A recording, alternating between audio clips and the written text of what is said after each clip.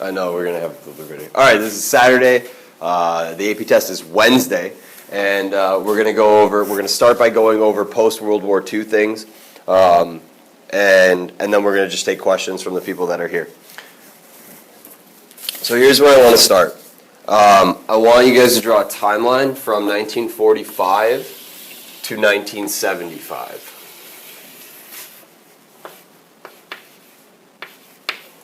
1945 to 1975. And this isn't just going to be events. I'm not just going to put events, but we're going to make it's a big concept timeline essentially.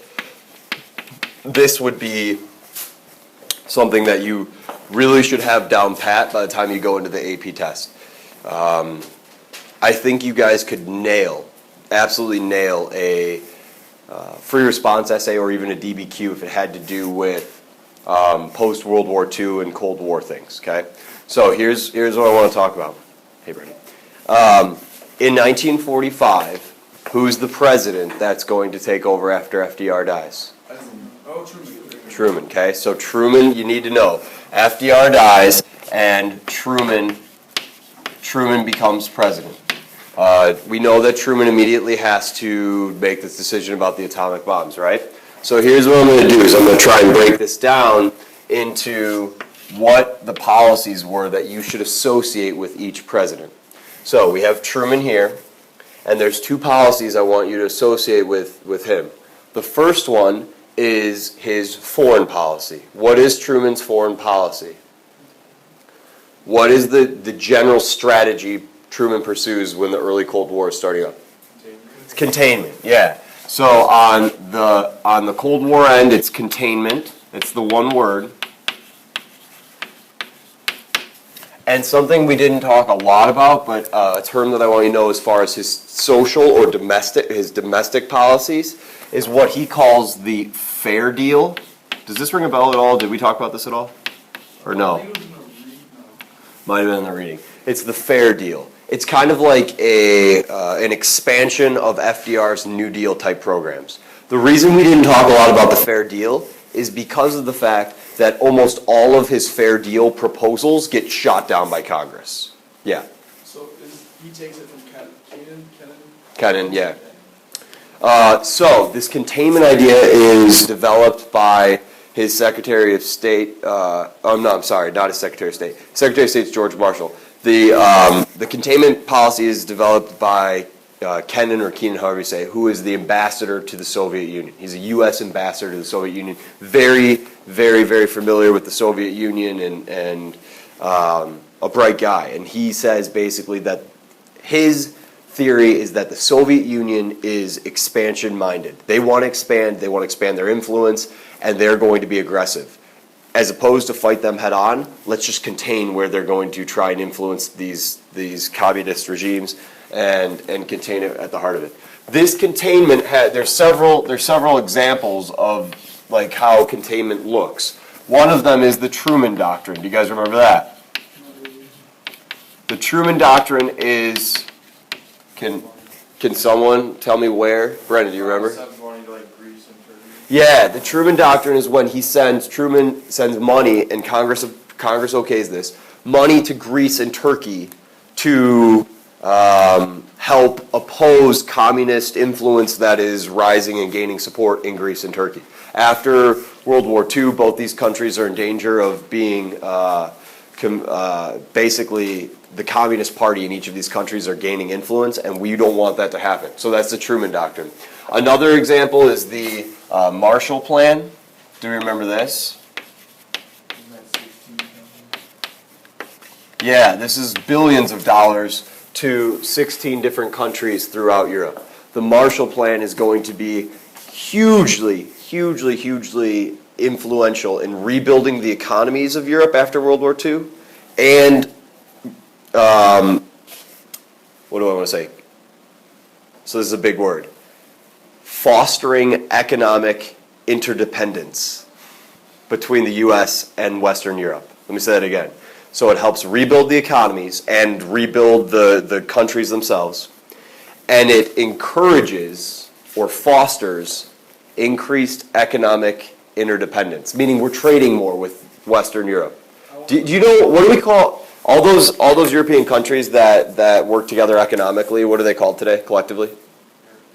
Yeah, the European Union. It used to, yeah, so this is like the beginnings of the pathway to the European. They used to call it like the European marketplace or the common, I can't remember, common market or something like that after World War II.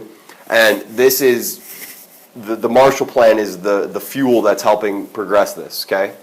Another thing that Truman does as far as foreign policy is he builds up the military. Remember how he spends a lot of money on the military? What's that administration that's created? Yeah, the National Security Council. Do you guys remember this? This National Security Act creates the. You guys remember? It's yeah. So it creates the National Security Council. It also creates the CIA. Do you guys remember this? Yeah. So we're ramping up our defense spending. All right. The Fair Deal. Real quick, do you want me to tell you about what types of things he was arguing in the Fair Deal? Although it didn't, these Fair Deal programs didn't get off the ground hardly at all. He was trying to enact national health care insurance. Sort of, yeah. Essentially is what it is, like Obamacare. But it doesn't happen. He wants to give federal money for education. Doesn't happen. He pushes for civil rights legislation. He does. I think he does get that one civil rights bill. I think I had you guys write this down. It was the most mild civil rights legislation possible. I think it actually comes through under Eisenhower, but Truman's pushing for it. Truman, what's his one big thing that he does with civil rights? He desegregates. No, not schools. The military. Yeah, Truman desegregates the military. So you have an integrated military. The Korean War is the first war in which you have an integrated military. So that's Truman. Now, who's the next president that's going to be there? Eisenhower. And what year does Eisenhower come into play? Yeah, so 52 he's elected, 53 takes over. Either one of those years is fine to say. So what I'm going to do is this is 45, so this would be, we're going to call this 55. This is going to be 65. So we can do this. So Eisenhower is going to be here. Any questions on Truman at all before I move on? Or you guys got that? So Truman to Eisenhower, TE. Truman to Eisenhower. Dwight D. Eisenhower. Here are his major policy things that you need to know.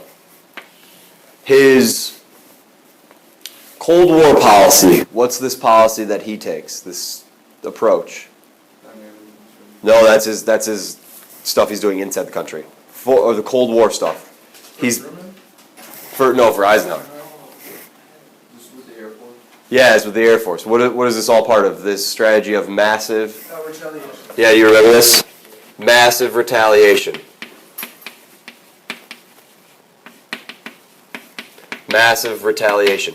And this is, he achieves this. How do you do this? He builds up the Strategic Air Command. Do you remember this, SAC? Strategic Air Command. He is equipping U.S. planes and building new U.S. bomber planes that can drop atomic bombs if needed, building up our atomic arsenal. It's cheaper than building up the entire military and an increased army. And it's more bang for your buck is what Eisenhower is going for. It's the massive retaliation in the Strategic Air Command, through the Strategic Air Command. Then, his domestic policies fall into the title of dynamic conservatism.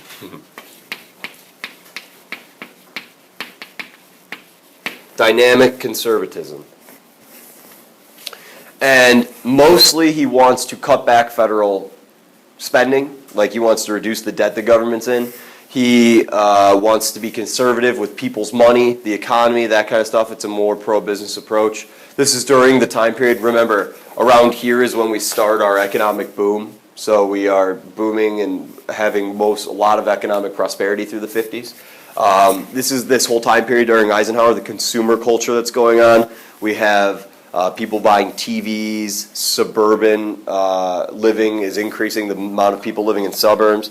Cars, everyone wants 2 cars in a garage by this point, 2 cars in every driveway, and a TV in every home, a refrigerator in every home. The first McDonald's opens in 1950, I don't know, 4 or 5. The first actual, what we would think of a credit card is going to be introduced, where you can't swipe it electronically like you can today, but it's like this credit card, buying stuff on credit. Computers are coming of age, but computers in the 1950s are giant, big old honking machines. They're going to get better throughout the 1960s. So this is the dynamic conservatism. So in dealing with the economy and the government, be conservative. And he said, when dealing with people, right, when it comes to the people themselves, be human, treat them, be liberal. Although he doesn't do this for everyone, right? We know minorities don't necessarily get the help from Eisenhower that they're looking for. He doesn't really take up the civil rights issue at all. He's not arguing or a champion for it. He does have his one shining moment in which he takes a stand, which is the Little Rock Nine. Do you guys remember that, the Little Rock Nine incident? But for the most part, I mean, he's deporting illegal Mexican immigrants.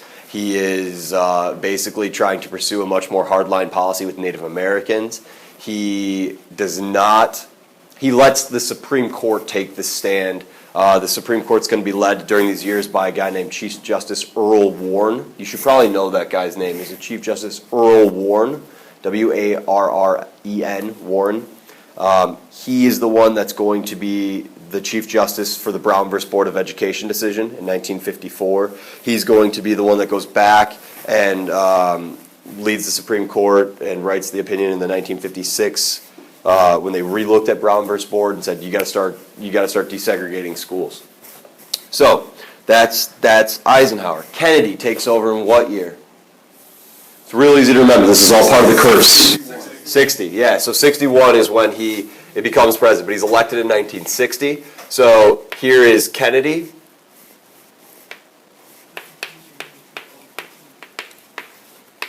And Kennedy has his 2 plans. And these, we've talked a lot about the foreign policy ideas of Kennedy, but we haven't talked a lot about his domestic policies. Foreign policy-wise, what's his approach with the Cold War? Yeah, this is flexible response. Do you guys remember this? Flexible response. This is also going to be first implemented in Vietnam. This is the beginnings of Vietnam. The beginnings of Vietnam. I'm going to write B-E-G, beginning of Vietnam. Even though Eisenhower was funneling money into Vietnam, but for the most part, we don't have troops on the ground until Kennedy gets there.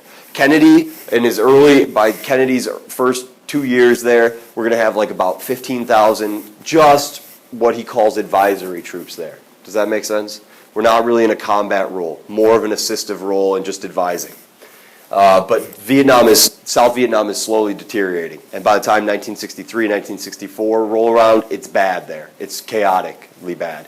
And it leaves Lyndon B. Johnson with a decision. Do we get out then, or do we ramp it up? And he ramps it up, and it's going to be the thing that is the thorn in his side for the rest of his presidency. So, Kennedy's domestic policy is something that's called the New Frontier. I don't think we talked about this at all. The New Frontier, which is really important, why I want people to watch this, hopefully, this video. It's called the New Frontier. And the New Frontier is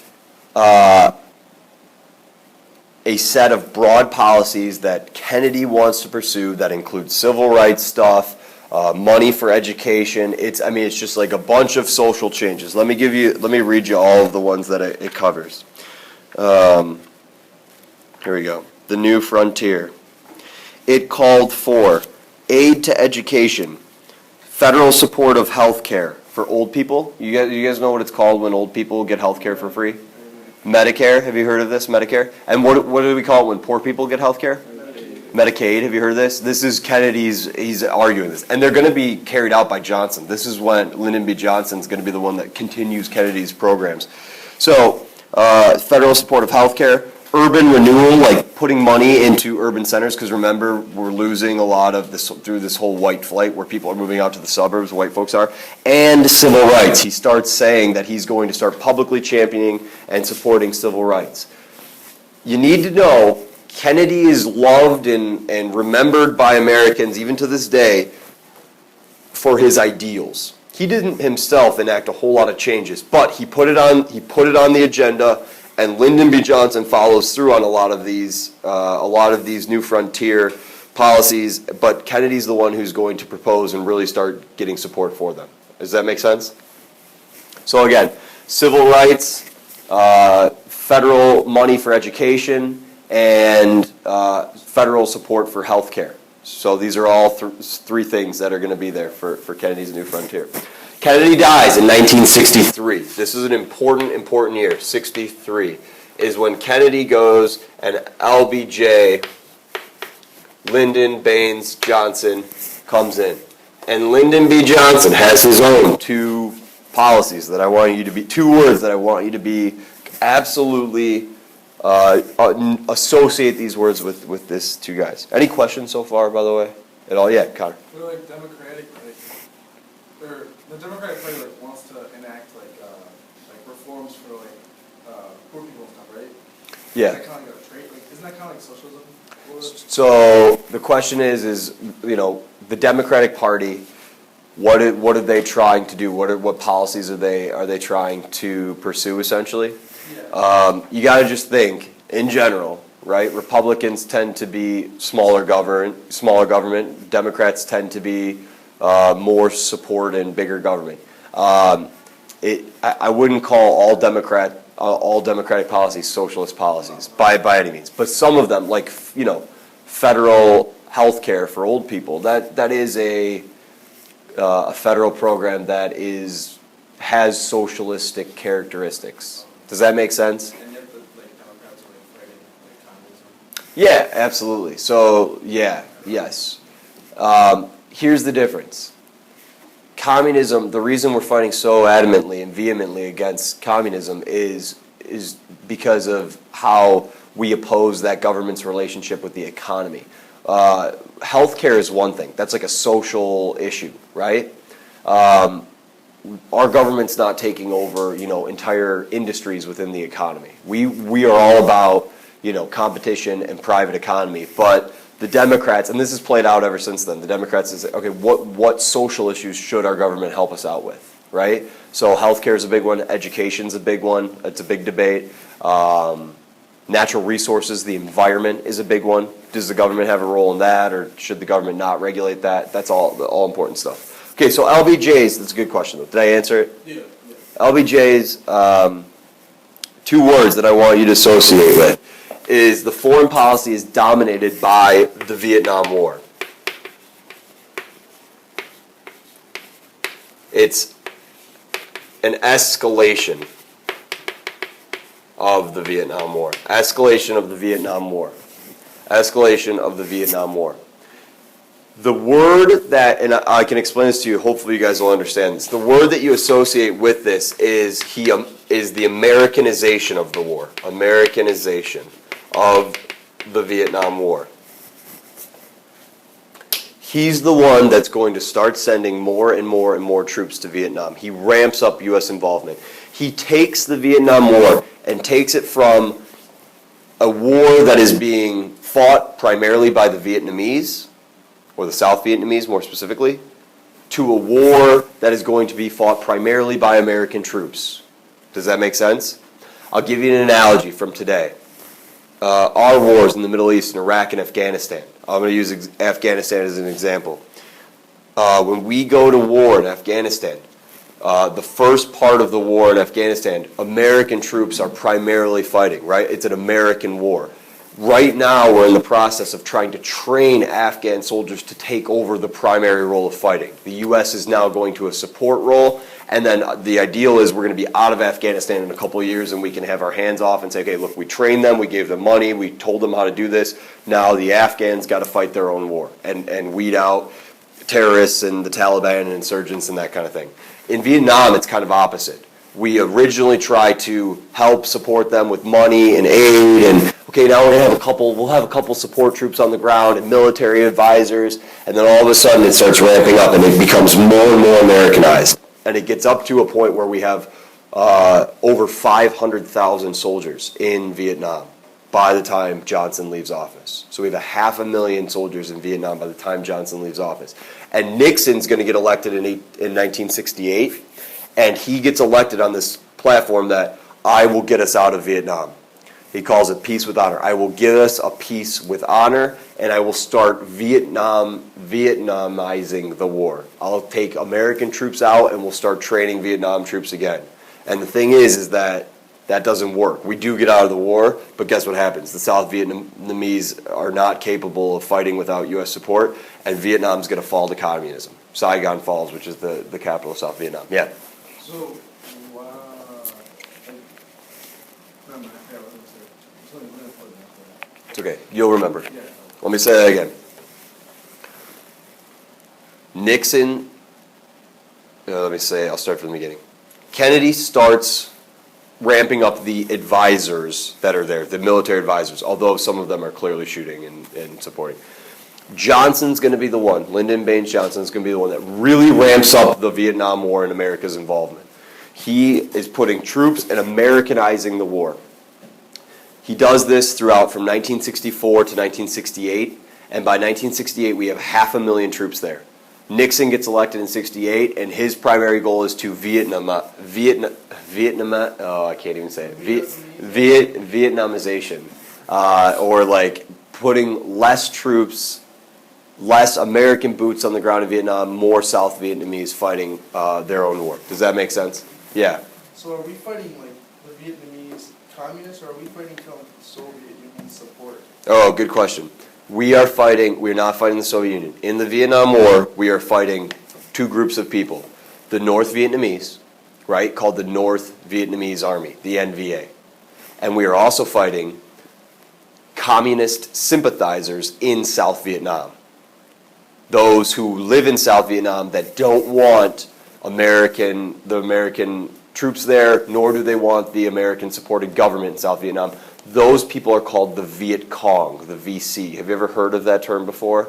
So the two groups were fighting, and I explained all of this in the video I was recording before you guys got here. I'm going to post it on Headline when you leave. It's going to be called Crash Course Vietnam, and it's all on there. Watch it. It's 20 minutes long, and I went through the whole Vietnam War stuff we did in class. Who was here on Friday in class?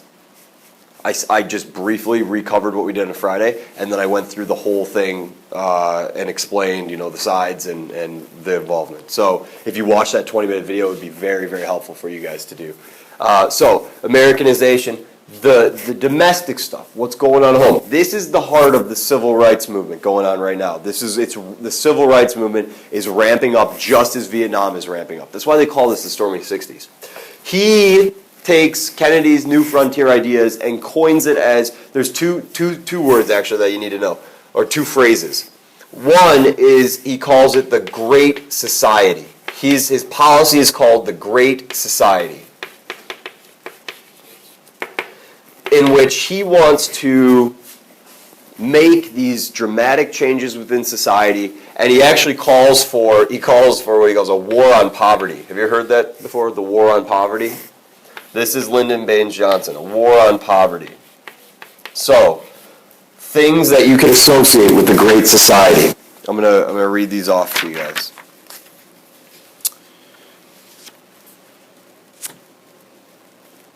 Sometimes, by the way, the Great Society is referred to as the Third New Deal because it's so many different reforms. Like the amount that Congress and Lyndon Baines Johnson get done in the first year of his presidency from 1964 to 1965 is very impressive. And by the way, Johnson uses Kennedy's assassination as like firepower. Like, this is what Kennedy wanted. If we're going to do justice to this great man and this American hero, this is what we have to do. And he uses that to get Congress to support what these changes he wants. Yeah? On Friday, you said Kennedy ran under New Freedom. Like the second New Freedom. Yeah, I misspoke. So I should correct this. The question was on Friday, I said, and I did it wrong. Are you fourth hour or fifth hour? Fourth. On Friday in fourth hour, I said it was New Freedom. It's New Frontier. I just misspoke. And on fifth hour, who's in fifth hour? Do you have New Frontier? I think Will you go back and look real quick? Do you have New Frontier as your Kennedy platform? Thank you, Jared. I meant to. yes. So I said it wrong your hour, and I said it right, and I just forgot. That happens. Yeah, it happens from time to time. It's hard, even for me, it's hard to keep all those straight. New Freedom. Do you remember who was New Freedom? Woodrow Wilson. Yeah, it was Woodrow Wilson was New Freedom. And so that was the election of 1912. He was running against two other people. One was Taft, William Howard Taft, who lost. Do you know who the third person he was running? Roosevelt. And do you remember what Roosevelt's platform was? New Nationalism. Yeah, good job. So, I apologize. Can you make that correction? So, here are things. These are all achievements, stuff that actually happens. Medicare and Medicaid. Medicare and Medicaid both come out of this great society. Federal money for education. Federal money for education. This is important for, this is when parochial schools really start becoming more popular because Congress's educational reforms that they do, they don't give money to schools, they give them directly to the students. So each student can have money, support money from the government, and it allows them to bypass that whole separation of church and state thing. I'm not giving it to the parochial school, like not the Catholic school, I'm giving it to students, and if they choose to, go to parochial schools, they could do so. Why would Kennedy have been in support of giving money to schools and any schools, even parochial schools? He's Catholic, yeah. So anyways, but these are all enacted under Johnson. So Medicare, Medicaid, money for education. We finally, how about this? Finally roll back the quotas that we had in place on immigration. We ease up on immigration policy. So it's less strict immigration policy. Remember those quotas from the 1920, the National Origins Act and the National Emergency Quota Act, or the Emergency Quota Act? Those are in place all the way through to Johnson. Think about that. I mean, it's like 45 years of quotas in place and limiting immigrations. Some new government agencies are created. You don't got to know these, but the government agency called HUD, Housing and Urban Development, is created, which is a big deal because Lyndon B. Johnson appoints the first African American to be secretary of a government agency.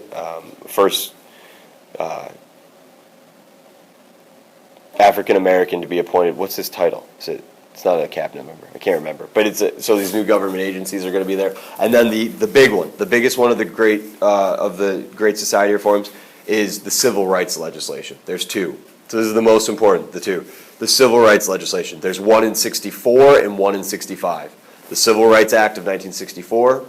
And so these are two that you got to know. Civil Rights Act of 1964 and it's called the Voting Rights Act of 1965. I'm going to talk way more about these when I record the civil rights thing. It should be about 20 to 25 minutes of a lecture on civil rights. I'll talk about these and how the civil rights movement changed after the mid-1960s. Yeah. Where is Lyndon B. Johnson from? He's from Texas, which is kind of crazy because you wouldn't think a Texas Southerner would be so supportive of civil rights stuff.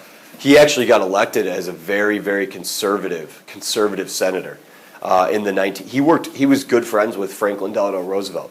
Lyndon B. Johnson was. Like, Roosevelt even took him golfing out on like his private yacht type thing. I mean, they were buddy. And Lyndon B. Johnson was an important New Deal. He would be part of the New Deal Congress that's passing all those New Deal legislation. But then in the 1950s, he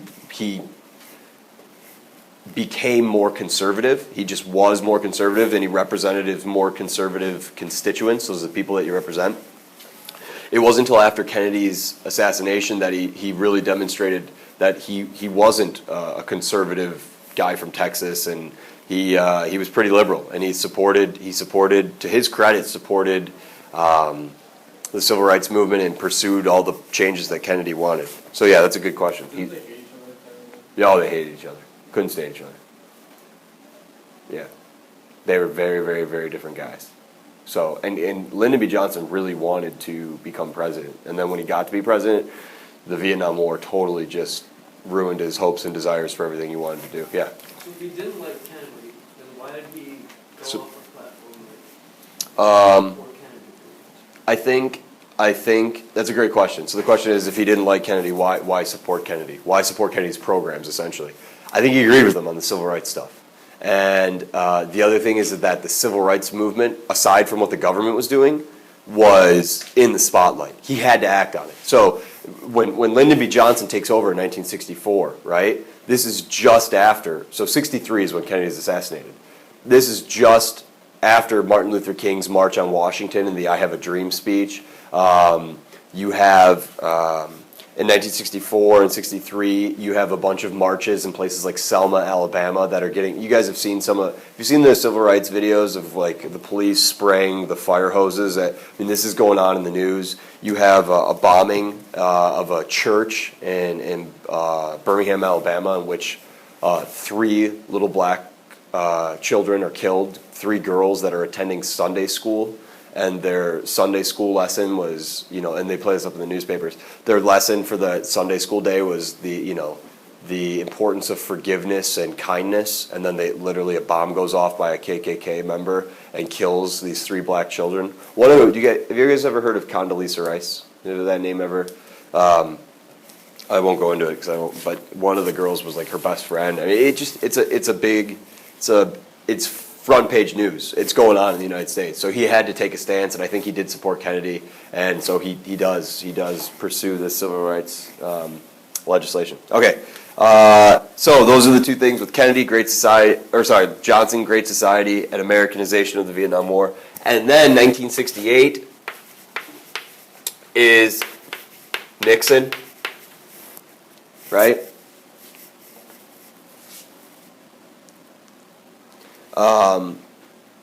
Nixon is the vice president under who? You remember? No. Eisenhower. Yeah, remember when he runs against... So in 1960, Nixon runs against Kennedy. It's the first televised debate. He's the vice president at the time. It's Eisenhower. So Nixon was vice president under Eisenhower. Nixon's 2 policies. The first one involving the Vietnam War is Vietnamization.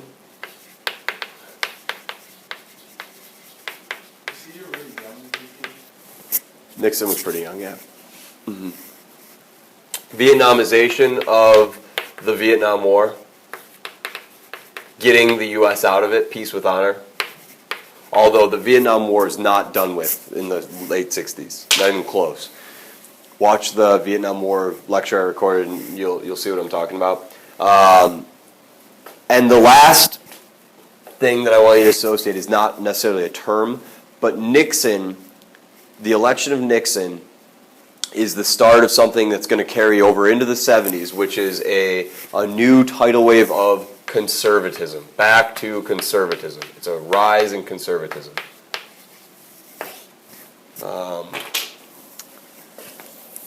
Rise in conservatism. And this is going to be also just coincide with, this is the end of this great period of economic prosperity for America. Remember we said it went into the 60s? The 1970s are not a good time. It's a time of economic, it's worse than a recession. We have high inflation and a stagnant economy. It's a word, when you combine those 2 words, they call it stagflation. Not good. Didn't we have no oil? Well, yeah, and then we have problems with oils and the oil embargo, and we'll talk about that on Tuesday. But yeah, I mean, the 1970s are not a good time period for the United States. That's like when my dad would have been graduating college and going to colleges in the 70s. In high school in the 70s and would have been graduating college in the early 80s, and it was not a good time period for the United States economy. If you ask your parents, if you ask them, they would have been younger. If you ask your grandparents, they would really remember, especially if your grandparents are younger. If you have parents that are a little older, ask them about the 70s and early 80s and how it was. It was not the best time period. Poor Jimmy Carter is going to be run out of the White House, and he didn't have a chance. Inflation was it was like up to 12, 13%. I mean, think about that. Inflation. Right now, inflation's at about 2%. it was hard to get loans. You wanted to buy a house, it was so hard to get a loan to buy a house, and all this stuff that's going to be there. Interest rates are through the roof. So yeah, Are we gonna have like review sessions next week at school? absolutely, every single day, Tuesday, Monday, and Tuesday. I'll be here as late as you guys want me to be here. So I'll be here. We'll do that for sure. All right, so that's all I have for you. I want to briefly we're 30 minutes in, but again, Truman, containment, and fair deal. Fair deal, not very successful because he doesn't have a lot of support from Congress. Yeah. Can we go over like the political parties you got? Oh, each one? Yeah, absolutely. Truman, Democrat, because he takes over for who? Yeah, FDR. Yeah, Franklin Delano Roosevelt. So he was a Democrat, right?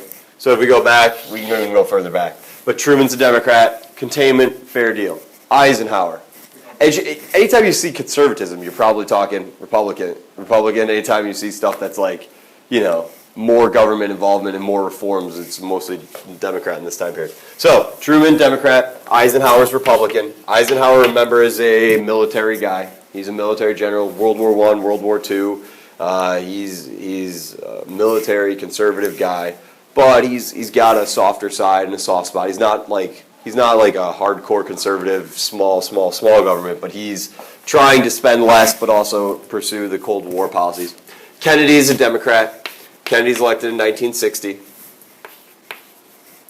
Kennedy's a Democrat. He is there till 63, in which he's assassinated, and Lyndon B. Johnson takes over, who's a Democrat.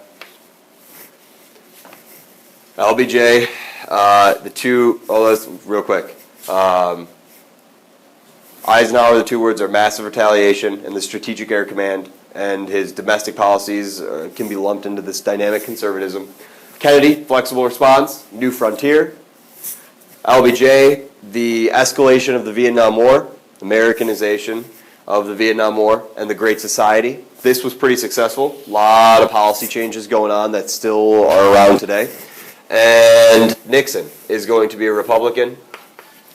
He's a Republican. And this is a messy election for the Democrats in '68. They couldn't get their stuff together. It was just it was a whirlwind of nominating convention.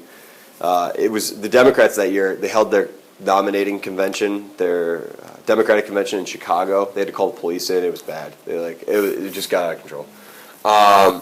And conservatism at home. Are we gonna talk about the Watergate scandal? Yeah, we will. We will on Tuesday. Yeah. So for LBJ, you said there's two things we need to associate with domestic. Is that the Great Society, and then the other one, War on poverty, yeah. So he declares a war on poverty, and it's all part of this Great Society programs. Sometimes the Great Society, like I said, is called the Third New Deal. It's not like a technical name. It's just historians say there were so many changes that it was New Deal-ish. It smelt like New Deal. And again, LBJ, the major things that his Great Society platform pursues is money for education, support of the civil rights, and government support for medical coverage for old people and poor people. Medicare, Medicaid. Yeah. So the Great Society is really close to the New Frontier? Yeah, he steals parts of the New Frontier and integrates it into his Great Society. So the things that transfer over, civil rights stuff, money for education. Those are two big ones that LBJ is going to... I'm going to take what Kennedy desired, and I'm gonna build on it, and we're gonna make it happen, Congress. We're gonna do justice to the legacy of John F. Kennedy. Absolutely. Any other questions? These are great questions. Yeah, Jared. Did Clinton come after Nixon? No. We got some time. Clinton's. Like Ford, and then... So yeah. So Nixon. We'll talk more about it on Tuesday. I'll go through the last few presidents. But after Nixon, we're gonna talk about Watergate. Watergate was such a stupid move by Nixon. I'll show you guys the political map. Nixon runs for president again in 1972. So he's already been elected once in 68. In 72, he tries to, he orders government officials, like his campaign people, to, break into the Watergate Hotel and steal campaign secrets from the Democrats. He didn't need to. I'll show you the map. He won in an absolute landslide. A landslide. Go to 1972 if you go to 270.com. Do you have your thing there? Go to 270.com and see if you can get it. And 1972. Look at the landslide victory that Nixon wins in, and that's when the whole Watergate thing went down. And so the public goes nuts. And there's a thing that I talk about in the Vietnam War video, if you watch that, about a widening, what it's called a credibility gap. People stopped believing in the government. They thought the government was lying to them. Because what happens in Vietnam just makes them think, like, the government's freaking lying to us about how Vietnam's going. And there's more and more and more distrust in our government and government officials. And it peaks with the whole Watergate thing. People are like, you can't trust the government at all. And so Nixon resigns and Gerald Ford's going to take over. The school blocked it. School blocked it. You have to download the app, which costs money. That's unbelievable. Our school. Oh, no. I'll get it unlocked for us. All right, I'm going to